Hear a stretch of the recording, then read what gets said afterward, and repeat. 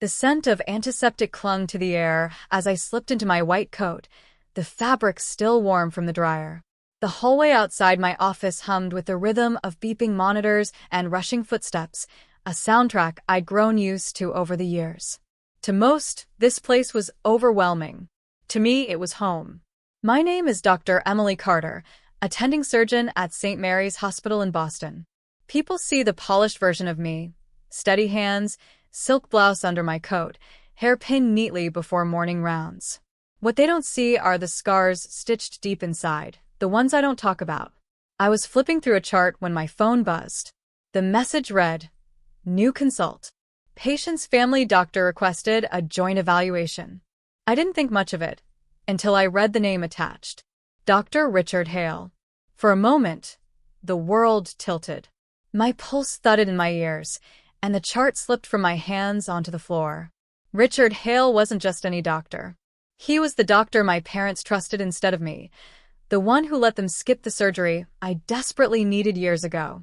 And now he was walking into my hospital. I was 16 when I learned what it meant to be invisible in my own family. The pain had started as sharp stabs in my abdomen, the kind that made me double over during gym class. The ER doctor suspected something serious, maybe my appendix, maybe worse, and recommended surgery. I remember clutching the crinkled hospital papers with trembling hands, my voice barely steady as I tried to explain it to my parents. "Mom, Dad, I need this. The doctor said it could be dangerous if we wait." My father, Mark Carter, didn't even look up from the evening news. "Emily, you'll be fine. Kids bounce back. We can't afford unnecessary procedures." My mother, Linda, sighed and rubbed her temples. "Besides, Dr. Hale says you'll outgrow these pains. He's known this family for years. If he says you don't need surgery, then you don't." Their words hit harder than the pain itself. Outgrow it? As if my body was some phase. I wanted to scream, but instead I bit my lip until I tasted blood. That night, I lay curled on my bed, clutching the only gift that ever made me believe in myself, a small silver stethoscope pendant my grandmother, Evelyn, had given me.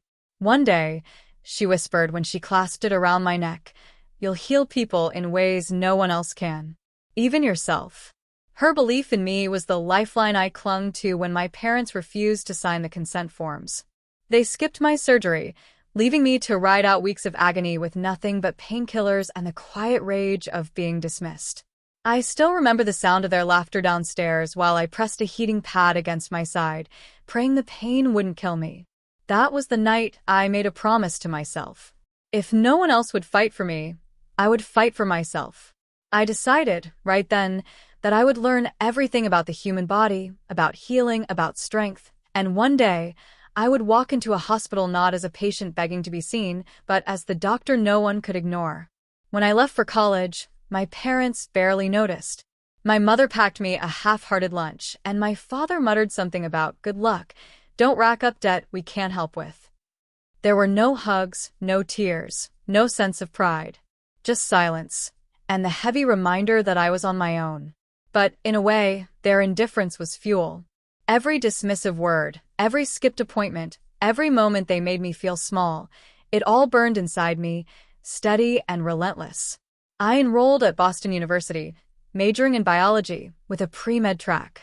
To pay tuition, I worked nights as a waitress at a diner 3 blocks from campus. Grease clung to my clothes, my feet ached, and I often studied under the yellow glow of the restaurant's back lamp after my shift ended. I lived on black coffee and determination. There were nights when doubt nearly consumed me, like the time I failed my first organic chemistry exam. My hands shook as I stared at the paper, and I almost believed my parents were right. Maybe I wasn't good enough. Maybe I'd outgrow the dream, too. But then I'd reach for the silver stethoscope pendant around my neck, feel its cool weight against my skin, and remember my grandmother's voice. "Even yourself." That whisper carried me through the darkest hours. My turning point came during sophomore year when I met Dr. Margaret Lewis, a seasoned cardiothoracic surgeon who lectured part-time at the university. She was sharp, no-nonsense, and carried herself with the authority of someone who had cut through every stereotype a woman in medicine could face. "You've got the fire," she told me after class one day, noticing how I lingered with questions long after the lecture ended. Don't let anyone, not your parents, not the system, convince you otherwise.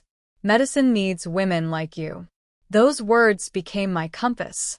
Under her mentorship, I found my rhythm. I studied harder, learned to pace myself, and started assisting in research labs. My hands grew steadier, my mind sharper. The small wins came slowly, but surely. My first published research paper. My first time scrubbing in to observe a surgery. My first scholarship that lifted the crushing weight of debt from my shoulders. Meanwhile, I kept my success hidden from my parents. On phone calls, I gave vague updates. Classes are fine. I'm busy. I never told them about the late nights in the lab, the tears over textbooks, the exhilaration of my first sutures. It was easier to let them think I was ordinary than to risk hearing their indifference again. By the time I graduated medical school, I wasn't the same girl they once dismissed.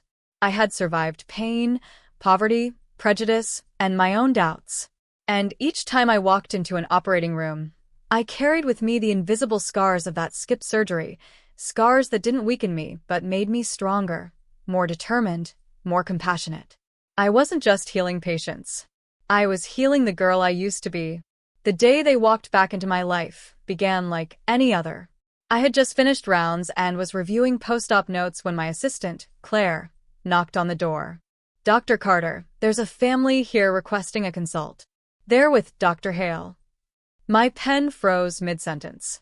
My pulse quickened. Hale again. I had prepared myself for this moment in theory, but reality still made my chest tighten. Send them in, I said, my voice calm, steady, even though my stomach twisted. The door opened, and there they were. My parents. Mark and Linda Carter. Their hair grayer, their postures heavier, but their eyes still sharp with judgment. And beside them stood Dr. Richard Hale, the man whose signature had sealed my fate years ago when he told my parents my surgery was unnecessary. Emily. My mother's voice trembled with surprise. You work here? Work here. As if I were a receptionist or a nurse's aide. I let the assumption hang in the air. I gestured toward the chairs across from my mahogany desk. Have a seat. They settled awkwardly, glancing around the office. The walls were lined with degrees from Boston University, Harvard Medical School, and fellowships from prestigious programs.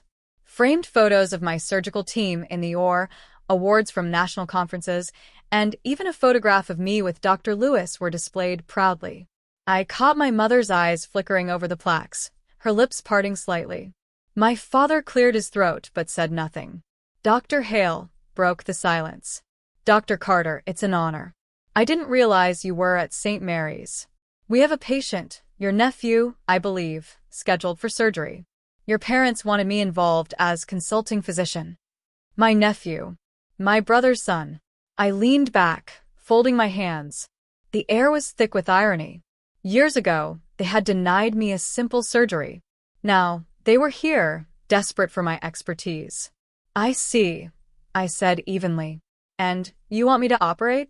Yes, my father said quickly, as though trying to brush past everything else. It's urgent. We need the best. And, well, clearly you've done well for yourself. The words felt foreign coming from him, like gravel forced through his teeth. I let the silence stretch. Their discomfort filled the room, bouncing off the polished wood and leather chairs. Finally, I leaned forward, resting my elbows on the desk. Do you remember when I needed surgery at 16? I asked quietly. My mother blinked, color draining from her face. My father shifted uncomfortably. Dr. Hale's jaw tightened. I remember begging. I continued, my voice low but unwavering. Begging for relief. For help. For you to believe me. And instead, you trusted Dr. Hale. You skipped my surgery. No one spoke. I pushed back my chair and stood, walking slowly around the desk until I stood directly in front of them. My heels clicked softly against the tile, steady, deliberate. Well, I said, letting the weight of the moment settle. Life is funny. Because now, the girl whose pain you ignored is the surgeon holding your grandson's future in her hands. My mother covered her mouth with trembling fingers. My father looked down at his shoes. Dr. Hale cleared his throat, but no words came. I straightened my coat, lifted my chin, and spoke the truth they needed to hear. I'm not just a doctor here. I'm the attending surgeon. This is my hospital. My team. Their eyes widened, disbelief mingling with guilt and shame. For once, I wasn't the invisible girl in the corner. I was the one in control, and they knew it. The silence in the room stretched like a rubber band pulled too tight. My parents' faces were pale, their confidence shattered. Dr. Hale shifted in his chair, suddenly smaller than the man who once spoke with such certainty about my body. For the first time in my life, I wasn't begging them. They were waiting on me. I crossed my arms, meeting each of their eyes. I will operate on my nephew, because he deserves the care I was denied. But let's make something clear. This isn't just about medicine. It's about truth. My father opened his mouth, but I lifted a hand to stop him. No. You're going to listen. I turned first to my mother. Mom, you told me Dr. Hale knew best.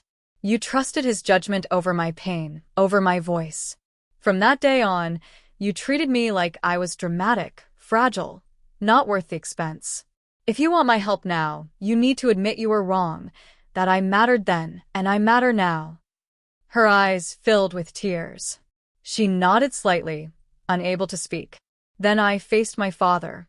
Dad, you dismissed me without even looking at me. You made me feel like a burden, not a daughter. If I'm going to do this surgery, you need to promise that you'll never ignore me again. Not as a doctor. Not as a daughter. Not as a woman. He swallowed hard, jaw clenched, but finally whispered, I promise.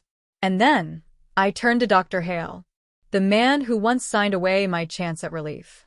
You, I said firmly, will not be anywhere near my or. You had your chance with me and you failed. You will step aside, and you will acknowledge, here and now, that you were wrong. His face reddened. For a moment, I thought his pride would choke him. But then, in a voice barely audible, he muttered, I was wrong. I leaned in, my voice sharp, louder. He looked at my parents, then back at me. I was wrong. You should have had that surgery. I failed you. The words didn't erase the years of pain, but they settled in my chest like a long-delayed truth, heavy yet freeing. I straightened, smoothing the sleeve of my coat. Good. Those are my terms. I'll do the surgery, but this time, you'll wait outside like everyone else. No control, no dismissive comments. You'll trust me, the daughter, the surgeon, the woman you underestimated. They sat in silence, absorbing the weight of my words. For once, I saw not judgment in their eyes, but humility. I walked back around my desk, gathering the chart in my hands. My tone softened, though my resolve didn't waver. This isn't revenge. It's healing. But healing only works when you admit what's broken. Their silence told me they understood. The surgery went smoothly. My nephew came through with flying colors, his small chest rising and falling steadily as he was wheeled into recovery. I watched him sleep, his eyelashes brushing his cheeks, and a strange warmth filled me. He was innocent in all of this. He deserved the chance I almost never had. Outside the OR, my parents sat side by side in the waiting area. My mother's hands were clenched together in her lap, knuckles white. My father stood when he saw me, but his usual sternness was gone, replaced with something humbler, almost fragile. How is he? My mother asked, her voice barely above a whisper. He's going to be just fine, I said. The relief that crossed their faces was raw, unguarded. For a moment, they looked like parents again. Not the people who had abandoned me, but the people I had once wished they'd be. They both started to speak, apologies tumbling over each other, but I raised a hand. You don't need to explain. Not tonight. What matters is that you heard me, that you see me now. My father's eyes glistened. My mother reached out as if to touch my arm, but stopped halfway, as though afraid she no longer had the right. I didn't pull away, but I didn't close the distance either. Some bridges take time to rebuild. Later that night, I returned to my office. The hospital was quiet, hallways dim, the hum of machines like a lullaby I'd long since learned to live with. I sat at my desk, pulled open the drawer, and held the small silver stethoscope pendant my grandmother had given me all those years ago. I turned it over in my hands, the metal cool against my skin. I thought about the girl I used to be, curled up in bed, tears staining her pillow, clutching this very pendant like a lifeline. She had no idea how strong she would become. And in that quiet moment, I smiled. Because she had become me. I placed the pendant gently on my desk, a reminder of where I started and how far I'd come. Then, as if speaking directly to the girl in my memory, and to every woman who has ever been dismissed, overlooked, or silenced, I whispered the truth that now defined me. They once skipped my surgery, but today, in this hospital, I hold the scalpel and the power to heal or to walk away.